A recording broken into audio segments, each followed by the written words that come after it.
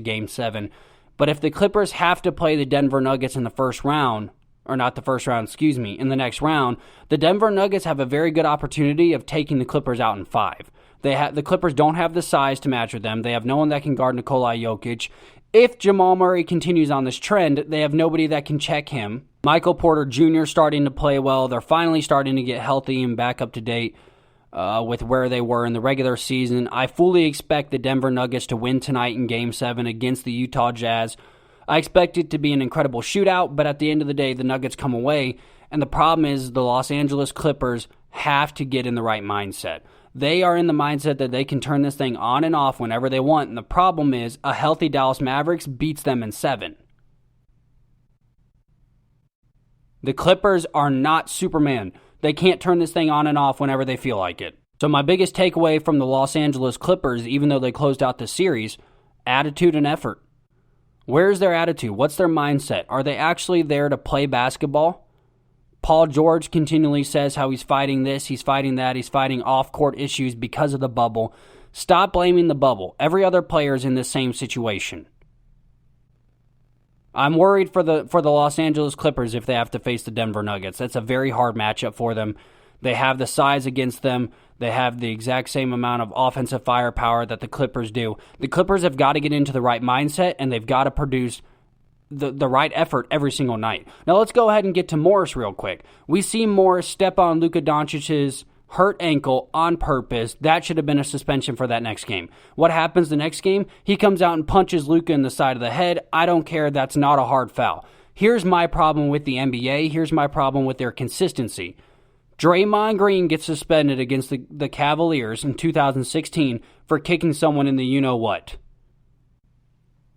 He gets suspended for hitting somebody in the back of the head. So at the end of the day, I'm glad that they kicked him out, but there needs to be a suspension going into Game 1 of this next series. Without a doubt, because what we are doing is if we're going to treat Draymond Green a certain way, you have to treat Morris the same way. He has a track record of being a dirty player. He has a track record of not necessarily just being a dirty player, but being a dirty human being. Hitting guys in the face with basketballs, elbowing them, secretly trying to hurt them, secretly trying to take out their legs. Like, this has just gone too far. If we're going to suspend Draymond Green in 2016, then we're going to suspend Morris in 2020. That's just how it should be. So that's my stance on the Morris situation. He needs to be suspended for Game 1 without a doubt. It's a dirty player. It's dirty plays all the way around. I don't care that they kicked him out of the last game. Porzingis got kicked out of Game 1 for 2 technicals. So kicking someone out is not necessarily the issue and gets them to understand it. It's making sure that they know, hey, you're not going to be able to continue to play if you continue to play like this. I've already kind of talked about the Denver Nuggets and the Utah Jazz series. Like I said, Jamal Murray's playing out of his mind. I'm assuming at some point he's going to come back down to earth. That is a hard matchup if they pull this out tonight. If the Utah Jazz don't somehow pull this one off tonight. If the Denver Nuggets pull this off, they will be an issue for the Los Angeles Clippers. I think they take them in 5 or 6 games, especially with the way they're playing now. Let's move on to the Boston Celtics Toronto Raptors series. What we saw yesterday, we saw Toronto miss a lot of open shots, and we saw the Boston Celtics hit a lot of open shots. Do I think that this is necessarily the way the rest of the series is going to go? No. I still have the Toronto Raptors pulling this thing out and taking it all the way and going into the championship against the Los Angeles Lakers. Yesterday didn't really change my mind. It was a poor game. Fred VanVleet did not shoot well. They did not play well as a whole. Siakam did not have a very good game. And Tatum played very well. I mean, he had a couple insane on one-leg step-back fadeaway shots in corners. That's not going to continue, and we've seen that throughout the Boston Celtics series already in the playoffs, that Tatum's play and Jaylen Brown's play has not been consistent. So I don't expect the Toronto Raptors to be in too much trouble here. I still have the Raptors pulling it out. Now, don't get me wrong. The Celtics are playing at a very high level. Jason Tatum is proving that he is a star in this league, and so is Brown. They are stars in this league. I'm just not sold on the Boston Celtics. They've not shown enough consistency for me. I still have Toronto pulling this thing out. And finally, the most interesting series definitely in these playoffs, the Milwaukee Bucks drop Game 1 to the Miami Heat. This is something that I want to punch myself in the face for. I was a coward. I didn't pick them. I wanted to pick them. I should have picked the Miami Heat to upset the Milwaukee Bucks. They've already beaten them 3 different times, twice in the regular season, already once in the playoffs.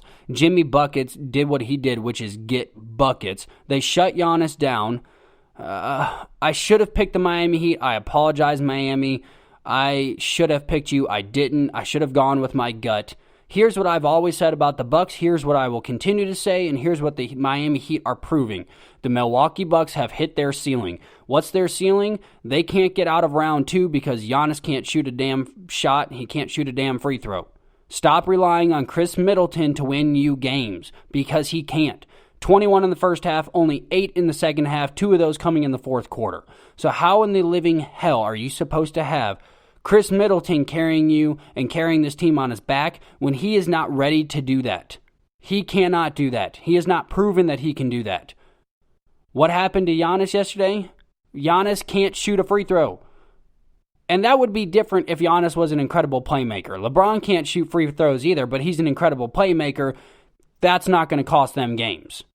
Giannis can't make plays, and he also can't make free throws, and he also can't make a jump shot 15 feet and out. I know that I keep beating this down. I know that I keep saying this to you all, but I will continue to say it. The Bucks are a very limited basketball team. What Giannis has proven is that he does not have a reliable second star that can really step up because Giannis's game hasn't evolved to where he can do it all himself.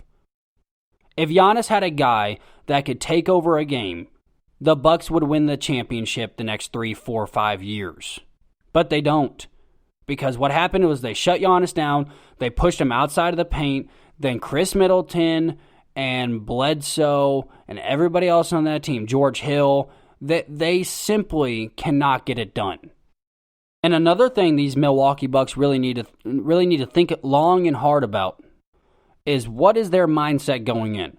We know that they're the ones that started they started the boycott, they started the protest of the Jacob Blake shooting by the cops. They're the ones that started this whole mindset.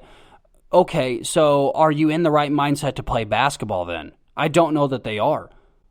And I can't use the Jacob Blake thing as a reason for the Bucks' struggles because we have seen the Bucks struggle well before Blake's shooting. We have seen the Bucks struggle in Game 1 against the Orlando Magic. We have seen them struggle earlier in the 8-seeded games into the bubble.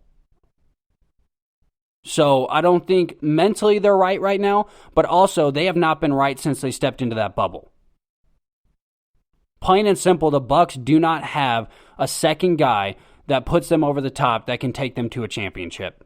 If I'm a Milwaukee Bucks fan, I'm crying right now. And you want to know why?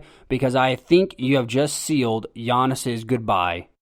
I think you've written the letter, you put the lipstick on the card, you put it in there, you kissed him goodbye. He's going away. He's going to become a Golden State Warrior, or he's going to go be a Miami Heat, or he's going to go be a Chicago Bull. He'll go be anything other than what you have right now in Milwaukee, and that is false hopes of being champions. So what are Giannis's final words to the organization, to the team, to his fan base out there? It was thanks, but being a New York Knick is probably better than being a team with false hope. So, congratulations and welcome Giannis to the New York Knicks. Well, before we go today, I do want to give a special shout out to winner of the Fantasy Football Challenge, Mr. Nolan Deering. Congratulations, my friend. Welcome to the Locker Room's exclusive Fantasy Football League. Hopefully you win some prizes and get to be on the show. Look forward to having you on here. Thanks to all the other winners out there as well. Thank you all for participating. Thank you all for winning earlier in the month. That was very cool to see how many people turned out for that. So very excited about our Fantasy Football League. We have a brand new episode of The Locker Room dedicated to fantasy football coming next Tuesday, so don't miss out. Once again, I want to thank you all for joining me today. Make sure you follow us on Instagram, Twitter, Facebook, TikTok, interact with us, put post notifications on so you can stick around and see what's going on with the Locker Room at all times. Love you all. Thank you all for joining me. Thank you all for listening. Make sure you hit that like and subscribe button. Make sure you hit post notifications. You follow us. You stay up to date. Would love to hear from you. My DMs, my emails are always open, always ready to be read. So thank you all for joining me. I'm Jacob Courtwright, and this is The Locker Room.